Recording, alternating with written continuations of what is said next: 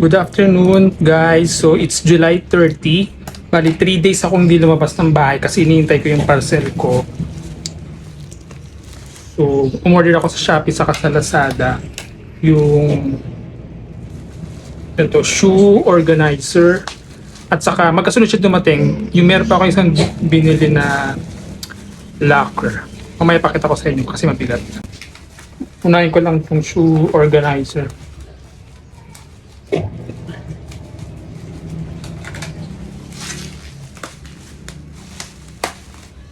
So, maraming sapatos dito pati tsinelas na nakakalat sa bahay.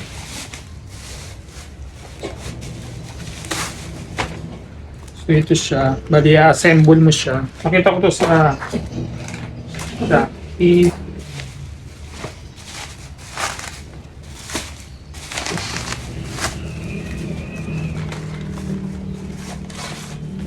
Order ako ng 12 pieces.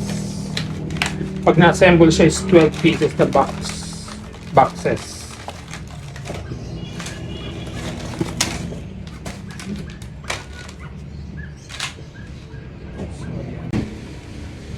So ito na siya. I-figure out ko lang kung paano to ginagawa o paano to ina-assemble. So ito na, paano siya magiging nagawa na ako ng isang box. Bali pinili ko is black. Marami siyang iba-ibang kulay. May puti, may light green.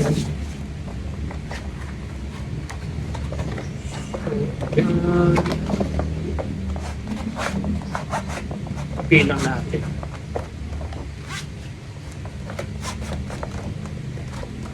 Bali wala siyang manual eh. Tumingin na ako sa YouTube kung paano i-assemble. Nakakita naman ako.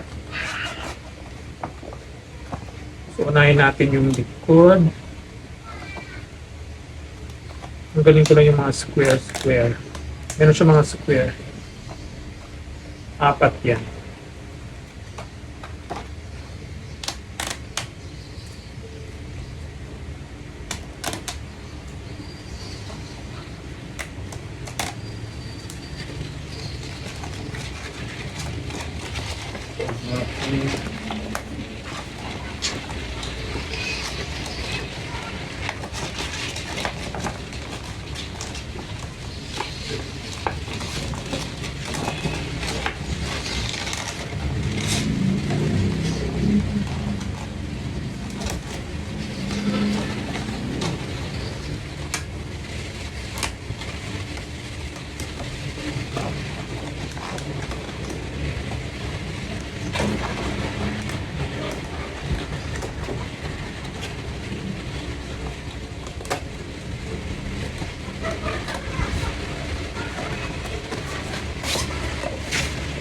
Kaya nasarado ko na yung likod. Kung bibili kayo ng ganito, wala siyang kasamang guide kung paano i-assemble. So mag-YouTube na lang kayo.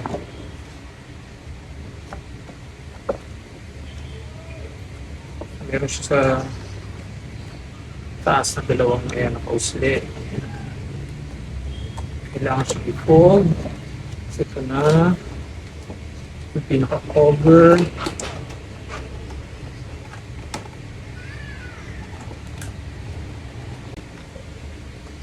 So magki-click siya. May marinig kayo click. So ito na.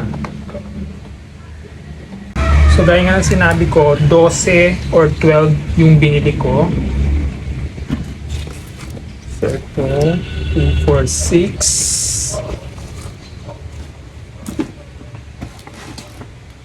At ito pa yung another 6.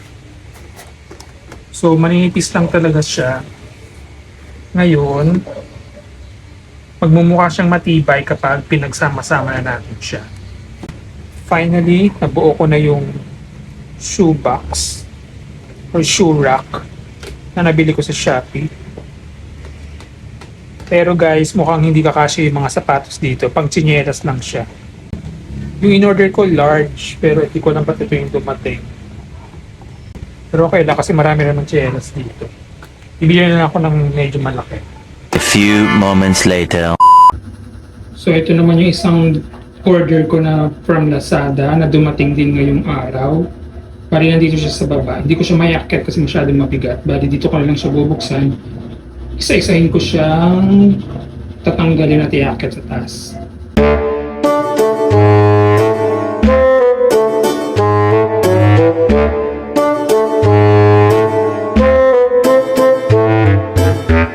So yan yung second purchase ko na dumating ngayong araw din kasabay yung shoe rack or shoe box.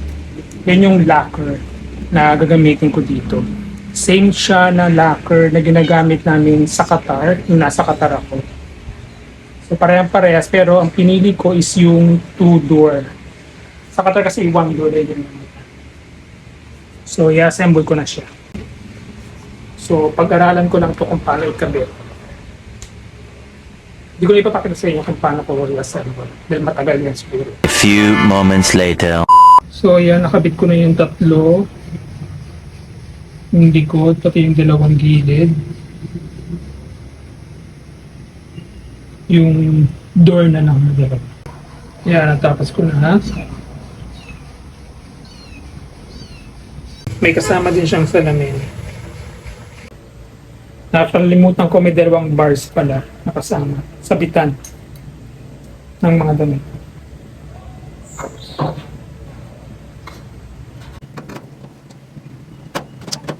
Sa baba. So, ayan.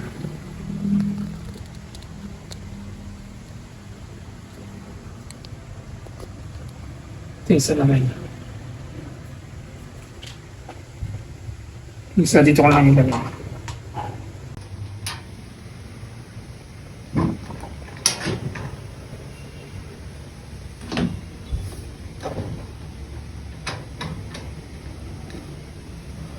Diba? Feeling ko lang nasa Qatar ako.